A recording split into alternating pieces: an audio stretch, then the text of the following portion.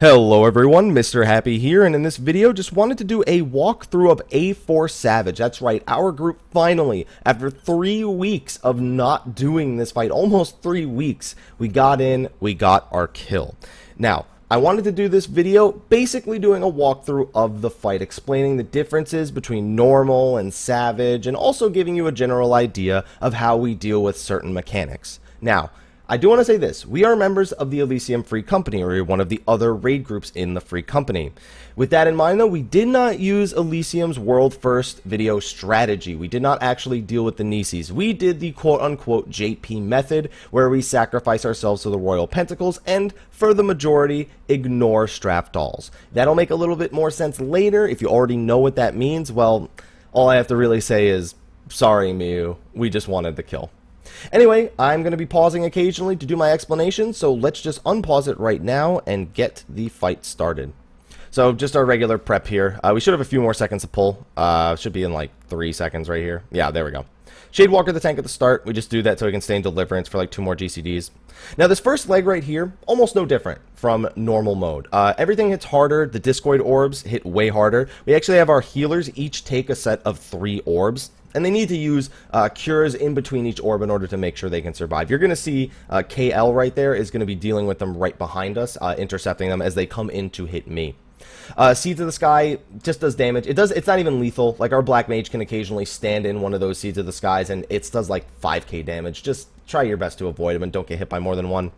Now, the big thing, and you just saw it go off, was Perpetual Ray. Now, for those who don't know, in normal mode, you have 2 legs when Perpetual Ray is going off, right? You're supposed to stun whichever leg is steaming, otherwise it hits a lot harder. That's how it works in normal mode. In Savage, you still need to stun the leg, one of the 4 steaming legs. If you do not stun the leg while it is steaming, then Perpetual Ray not only does like 10k damage, but it also drains 300 TP and like 3000 MP or something like that. So it basically cripples whoever it hits, if it doesn't outright kill them. And that can be very dangerous, especially when dealing with Discoid orbs. So we have our main tank watch the 4 legs, knows the timings of the stuns when they need to come out approximately, and just takes care of it. They just run over to the leg, you know, stun it, and then come back to the leg that we're actually DPSing. Now, the only thing left to show here really is quarantine, but I don't get quarantined in the first leg in this exact kill. So all I have to really say is, for the first quarantine, we have our warrior main tanking the boss, and we send our Dark Knight in.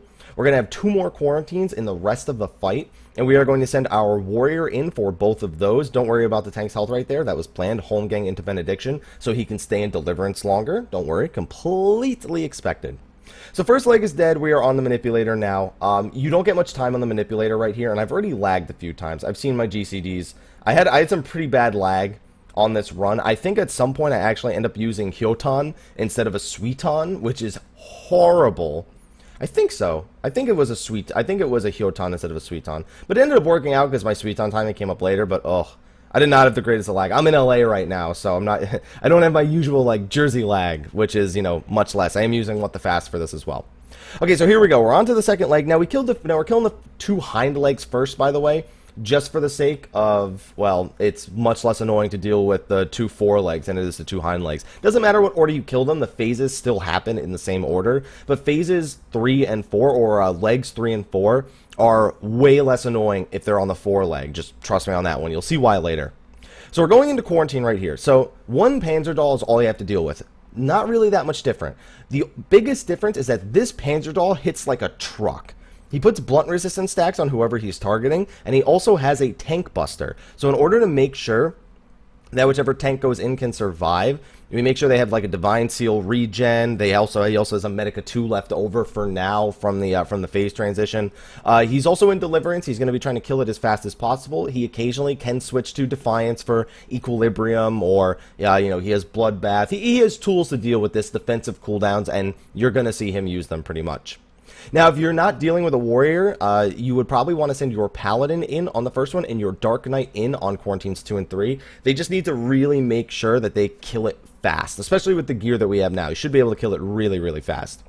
So, Panzer Doll, we're just got to kill it. It's actually got quite a bit of health, but there's, again, not really anything too fancy about this right here. Like, he turns to face me. He auto-attacks me for like 1400 once or something like that. And he's dead. Alright, tank only got 2 stacks. That's about how fast you want to kill it. The tank only gets 2, maybe 3 stacks. Maybe if you're a summoner or a bard and you don't have, like, Tri-Disaster or whatever, then it'll probably end up working out that way. Now, this is the other mechanic in Carnage. Actually, that's not a good angle of it. I'll wait till the next one. But you guys remember Carnage from normal mode. Normal mode Carnage basically puts 3 tethers on a single person, and after the attack finishes casting, then all 3 of those tethers shoot a laser at whoever they're targeting. And you can actually intercept them as a different player by standing in between the marked player and the tether itself, or the little bit that's actually shooting the tether. So that's the only real addition to this phase is the Carnage. However, there are 5 tethers instead of 3. The one thing to remember, as it's going to come out again right here, as you can see, there is a total of 5. 1, 2, 3, 4, and then this one right next to me has a 5th one. It's just really hard to see. 2 of them are dummies. 2 of them don't do anything. So even though you know that, you have to make sure that there are all 5 tethers are accounted for. You never want 2 tethers to make it through and hit the same target, because they're almost always gonna die. Unless they're a tank, they're probably gonna die. And even then, if they follow up with like a boss auto attack or a hydrothermal missile, any sort of major damage, they're probably gonna die. So each person needs to be responsible for each of the tethers. Now, we actually have a position. Now a lot of people position right inside of the leg. We actually position right around where the main tank is right now, outside of the leg and closer to the center of the room, or at least the center of this half of the circle. What that allows us to do is it allows me to grab this bit right next to me safely. Now, normally what you'll do is you'll just go inside of the leg and you'll let this little bit next to you actually be the bit that no matter what hits that person, while 4 other people deal with the other ones. But this is just how we decided to do it. There's no real right or wrong way. As long as you're handling it okay and you're not sacrificing too much DPS, that's what matters the most. Now, another thing is if any of these tethers kills the target that it is marked on, like for example, if that one tether on RK were to kill him, the boss gets a permanent stacking damage buff. You do not want that. If that happens, you might as well just wipe it up at that point, because the boss is going to hurt you really, really bad. You do not want to deal with hydrothermals, perpetuals, any of that when the boss has 1 damage stack. So at that point, in my book, it's most likely a wipe. So with that out of the way, we are going to continue. He's going to get hit by them. So you saw 2 of them are dummies. The one that was actually on RK never actually shot at him. So just to show you that there are indeed 2 dummies. Now, in terms of pacing, you want to finish the first 2 hind legs in 3 quarantines total. So 1 quarantine on the first hind leg and 2 quarantines on the second. We also skipped a hydrothermal right there. That is a really good sign to say that you are on track for your DPS, if not ahead of the DPS curve. Again, we only get a few GCDs here on the manipulator, and then we're going to move on to the 3rd leg. We're just going to go to the one immediately in front of the, what is this, the right foreleg? Yeah, it's the right foreleg. Okay, so I am going to trick attack and LB right away. We're trying to limit break right away because we're trying to make sure our LB recharges in time for a specific mechanic later. So you can LB later than that if you're feeling comfortable. If not, just LB right there at the start. It also depends on if you're going with the Nisi strat or the Sack strat.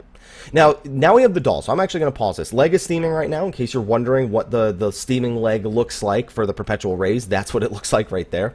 So Jagged Dolls, these things are exactly the same as normal mode, minus a few things. They still have the mechanic where if you get to 4 stacks of luminous etheroplasm, then, it kills you. The main mechanic is, though, you cannot kill a Jagged Doll outright. If you bring it to 0 health, it will just resurrect itself at full health and then continue to attack. It takes about 10-15 seconds for that to happen, but that's not how you execute them.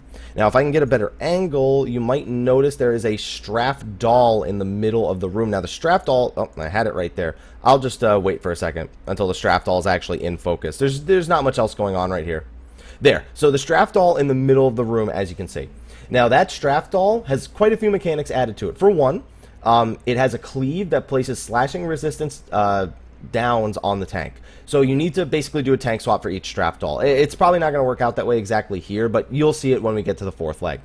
So that Straff Doll, on top of that, that cleave is very wide. It's not very long, but it's very wide. So you have to make sure that only the tank that is currently on the Straff Doll is the only one getting hit by it, or it's going to be trouble. Now, the other thing that it does is it acts as a conduit for the Jagged Dolls. If a Jagged Doll gets too close to the Straff Doll, it explodes and deals damage to the raid. That is effectively how you have to kill them. You have to drag the Jagged Dolls close to the Straff Doll in order to make them permanently die. However, they do AoE damage when they explode when they're sacrificed to the Straff Doll based on their remaining health. Now, the safe values are between 10 and 15%. That'll usually make it do it between like 3 to 3.7k damage. Between 15 and 20% is anywhere from like 3.7 to like 4.5 or even up to 5k. And above 20% is way too much. They absolutely need to be below 20% before they are brought in. I get mine to like 13 here, and it does like 3k damage or something like that. Now, the final mechanic for the Straff Doll is if it does not die within, I think, like 25 seconds or something like that. I've never really kept track. Then it does an attack called Whirlwind, where it sacrifices itself, but it annihilates the MP pool of everyone in the party. You'll see that here in a little bit. So we actually call for our warrior to bring in the Straff Doll so he can use raw intuition on it and still attack the foreleg to make sure he's still mitigating. Those were the tethers that caused them to explode right there. We have a Carnage right here, which I'm not going to do anything for. And then you're going to see the Straff Doll. You're going to see this giant wind attack, and this is Whirlwind. Whirlwind, this attack right here. Look at our MP pools. Completely shot to zero. Now, there are, like I said, multiple ways of doing this fight. One of them is to deliberately ignore the Straff Dolls and deal with the 0 MP. I'm not kidding. That's what we do. That's what the JP strat is. So we don't kill that Straff Doll. What that allows us to do is, I think the Straff Doll has about 60k health, and it probably lost about maybe 10k to the tank just being on him naturally. That's about 50k that HP that we don't have to deal with. And as long as we can survive with the 0 MP, it makes no difference. Our Black Mage is just to make sure he has his Umbral Ice 3 times, so that way he doesn't get stuck in Astral Fire with 0 MP and no ability to get his MP back fast enough. So, from this point on, we're just going to be trying to kill the right foreleg as quick as possible. You really want to one cycle, as in only get one set of dolls for this entire leg. It makes the fight way easier. It makes beating the Enrage a lot easier, I should say. That's one entire less set of dolls you don't have to deal with. Makes the LB1 or even LB2 here totally worth every second. Okay. And dead. Okay, good. I don't. Oh, is this where I get the Hyoton? Or no. I think I Hyoton the 4th leg. I know I Hyoton somewhere here, instead of when I'm going to Suiton. I know I do it, unless I was looking at a different kill. I think it's the 4th leg I accidentally used Hyoton on. I wasn't paying attention to see if I did it on the 3rd leg. No. It's definitely the 4th leg here. Okay, so the 4th leg. This introduces Judgement Nisi. There are no Carnages in this phase anymore, though, so you don't have to deal with the laser tethers. Now, Judgement Nisi in normal mode was pretty simple. You just let it fall off, and then it would come back. This is the only time in the entire fight the boss is going to cast Judgement Nisi, because what you're supposed to do with it is take it all the way through the last phase of the fight. From this point on, you're supposed to keep it on your party, never letting either of them fall off entirely until the end of the fight, pretty much. What we're going to do is we're just going to let them fall off, and that's the next part of the Royal Pentacle sack strat, where we're going to sacrifice ourselves to a mechanic in order to make sure we don't have to deal with these Judgement Nisis.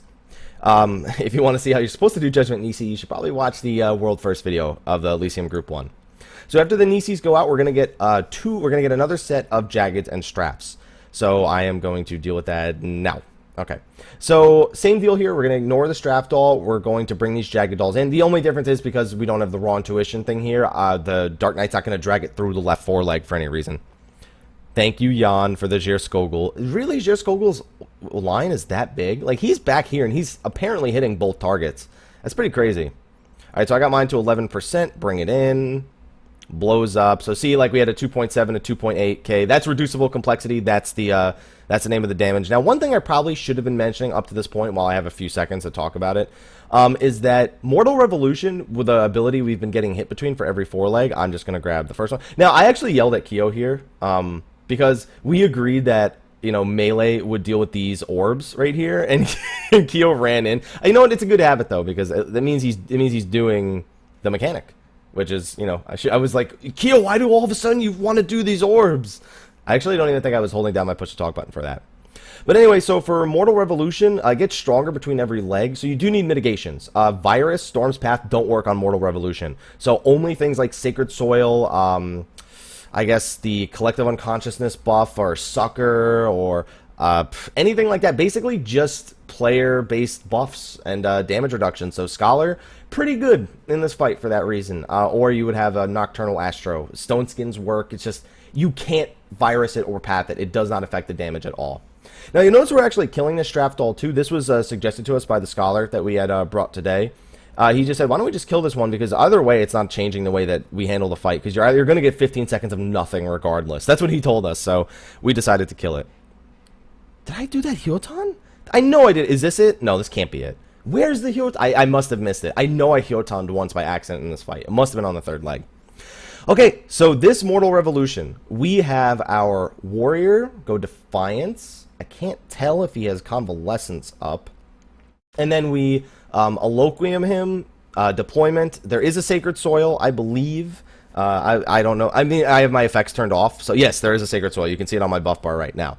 We basically use that in order to survive the mechanic, because it hits really hard. Even with the deployed, the Warrior deployed Eloquium and the Sacred Soil, that's how hard it hits. So if Virus or Path worked, it'd be a lot easier. But unfortunately, Virus or Path, I think Virus and Path only work on Hydrothermal Missile, Perpetual Ray, and you can cast them on the Straftall to reduce the damage it deals. Like, they literally work on nothing else the entire fight, even now that we're actually working on the Manipulator. So if you're a Warrior, pretty much don't Storm's Path until this phase, unless you're Storm's Pathing on the Straftall for whatever reason, you know. There's literally no point. Just eye butchers until this phase. So this is the last part of the fight. Now, the boss has about 2 million health total, and we have him down to about 88, 89% going into the final phase. So, you know, that's about a little bit more than 200k health off of him. So about 1.8 mil health to deal with. Now, pretty much every mechanic that existed in all the phases, minus Quarantine, is going to exist here. Perpetual Ray is going to act like it does in the last phase of normal mode, where it is instead a tank buster, instead of being something that you have to deal with stunning the legs and whatnot. So at the start of the phase, we have Carnage Zero, same as normal mode, just spread out, make sure people aren't overlapping. It just targets random people with AoEs, nothing you can do about it. Now we have Discoid right here, which is the orb mechanic, same as it was in the earlier phase, but there is one new catch to this. We are going to have a Sea to the Sky here, a Hydrothermal Missile, and then a Carnage Zero, and then you're going to see the new mechanic of this phase. It is called Fracture. Now, Fracture, it's kind of hard to see, but it's there on the right-hand side. You might see a giant glowing orb. There it is. See on the right side how there's that giant glowing orb floating towards the group? That is a new part of Discoid. One of the third orbs of the two sets will become a Fracture orb. And that Fracture orb, when it hits people, deals massive damage and puts a vulnerability up debuff on everyone it hits. Now the thing is, both the damage and the debuff's duration can be split. So you want to get 7 people hit by that, and you just don't want the current main tank to be hit by it. So RK in this case is going to avoid it while we all stack up. We spread out for Carnage Zero, then stack up for the Fracture orb. We get it on all of us. Still deals about 3.4k damage. Can deal more than that, but I mean, that's fine. So here is Royal Pentacle. Now, Royal Pentacle is a mechanic that I should probably explain in some depth. So when Royal Pentacle is cast, these 6 orbs are going to spawn around the room, and you'll notice there are 2 different colors for the orbs. Now, this is what we were supposed to save Nisi for. Basically, what you're supposed to do is you save the blue Nisi, and you have to use the blue Nisi to disable the blue orbs. And you have to use the other color, since I'm colorblind, the other Nisi in order to disable the other color orbs. And even throughout that, you need to make sure that the same person doesn't hit an orb twice in a row, so you need to alternate between who's hitting them. You can pretty much see how it works in the, again, Elysium World First clear video. But we're not going to do that. We're not going to do any of that here. And you have about 20 seconds to disable these 6 Royal Pentacles before it is a raid wipe. What we're going to do is I am going to sprint, which I think I already did. No, I sprint right here, and then I'm going to wait for a TP tick, right? Because I'm trying to make sure that my running through the orbs coincides with the server tick of the game. That's very important. So I just got a server tick. At this point, I am going to go through the first orb and jump into the second orb.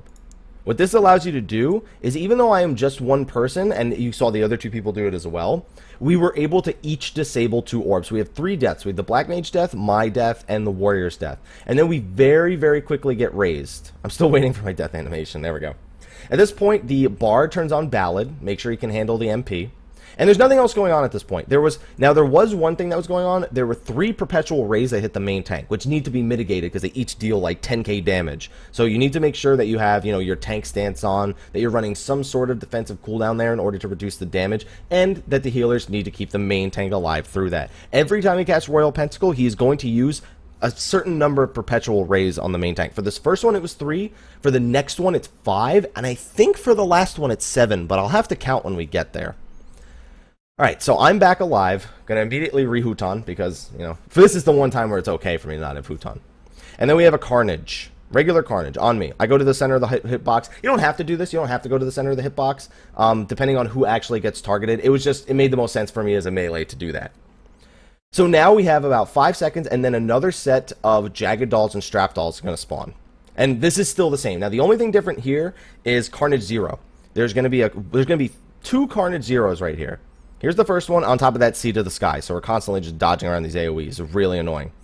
So we have the first Carnage Zero. Now, we still have to feed these dolls. We have to basically treat the mechanic exactly the same as we did before. 2 stacks of Luminous Ether. And I'm weakened, so I'm probably not the perfect target to be doing this, but that's besides the point. I cited the Shade Shift right there.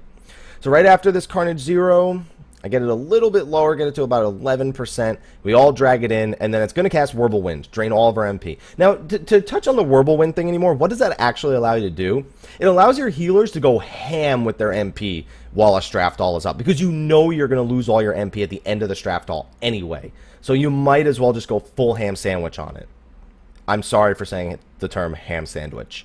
Anyway, besides that, that is the entirety of the last phase. The only difference is the way we're going to use our limit break at this point. Like we already did a full rotation of the boss's final phase. You have the Carnages, you have the Discoids, you have the Seeds, you have the Hydrothermals, you have the Perpetual Rays, you have the Royal Pentacles, you have the Strap Doll, the Jagged Doll, the Carnage Zero. It's a lot of things happening. But once you master the sack strat, it feels a lot easier. You also have a Fracture Orb right here. Okay. For some reason, I thought I was going to die here. I don't know why. Okay, so now instead of sacrificing the same 3 people... Oh, by the way, if you're going to do the sacrifice strat, make sure you turn on the free company buff that reduces the duration of weakness. I'm not kidding. That's important to the strategy. Turn on the free company buff that reduces the duration of weakness. I promise you, you want to do that. So for the second Royal Pentacle, what we are going to do is, okay, so that's 1 Perpetual Ray. He's going to Living Dead these Perpetual Rays at this point. He's going to do it on the 3rd one. Now, we're going to have people sacrifice to the Pentacles again. I'm not going to do it. Dragoon's never going to do it, pretty much. We're going to sacrifice the Bard, the White Mage, and the off-tank again. And then, all right, so there we go. I think he just threw up dots before he sacrificed himself. So then now he's Living Deaded, right?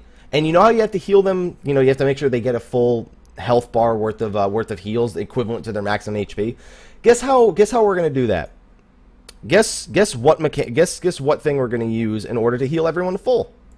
We are going to use the Healer LB3. Now, that is the reason why we sacrifice the Bard and the White Mage. Because when you LB3 somebody who is dead, they get full TP back, they get full MP back. They have completely revamped resources. So we did this as an HP, or as an MP restore for the White Mage, as an MP and TP restore for the Bard, and for a TP restore for the Warrior, as if they friggin' need it with Equilibrium. So with that out of the way, we can continue on with the fight. I almost clicked like way back into the video, like back to one of our wipes. And then we just have a Carnage. And at this point, it's just do those few mechanics again one more time. Voice crack was pretty crazy. Overall, I'm sure a lot of you who have been following the raiding scene have been wondering, you know, why people don't think this fight is that fun, or why it was so incredibly frustrating. And it was mostly because... Not because of this. Like, we're talking about before we knew about the cheese strat, you know, where you don't do the Nisis, where you ignore the Royal Pentacles, where you don't even bother killing the Strap Doll in order to help beat the Enrage. Like, all those things, the fact that it can be brute force is pretty crazy. That being said, it just isn't fun for the first, like, 4 legs, and then the 4th leg is so stressful. Or the first 3 legs, and then the 4th leg on is super, super stressful. Whether or not you're doing the Nisis. With the Nisis, it's way more stressful. But it is super, super stressful of a fight. I honestly think A3 Savage was a better designed fight in terms of actually being challenging and fun. This was flat out just challenging, ridiculous, stupid, but awesome at the same time. I think they did a lot of good things with this fight. I think there were still a few things they could have done better. They could have fine-tuned it so it wasn't as... Oh, yep, there, see, no Huton. Remember when I said I was going to drop Huton at another point in the fight? This was that point. That's fine, though. Because we're so far ahead in the Enrage, it's ridiculous. And that's it. That's the kill. Honestly, it was so good to finally get this done. Yeah, it just feels so good. If you have any questions specifically about the fight, be sure to ask them in the comment section. Hopefully I covered everything pretty adequately. I'll be sure to double check everything when it comes to doing the video guide itself. It's one of those fights where like a video guide is kind of, you know, how many people are really going to use it? But I enjoy making guides, so I'm going to make a guide to this fight eventually. Probably sometime in the next week or so. But anyway, thanks for watching. We get a White Mage Cane and a Dragon Body, in case you're wondering. I actually call out for us to ignore these Pentacles, because we have 20 seconds at this point. Like, we don't need to sacrifice to the Pentacles. But we do it anyway, just in case. So, by the time we do the sacrifices, it's like only two people sacrifice themselves. We were perfectly okay. Yeah. Anyway, just thank you for watching this video. It just feels so good to even just watch me kill it. Like, oh, just to know that 100 law bonus, the Gordian Cane, oh, it's over. It's over. Okay. Anyway, thank you for watching. I will see you all in the next video. Until next time, guys, take care.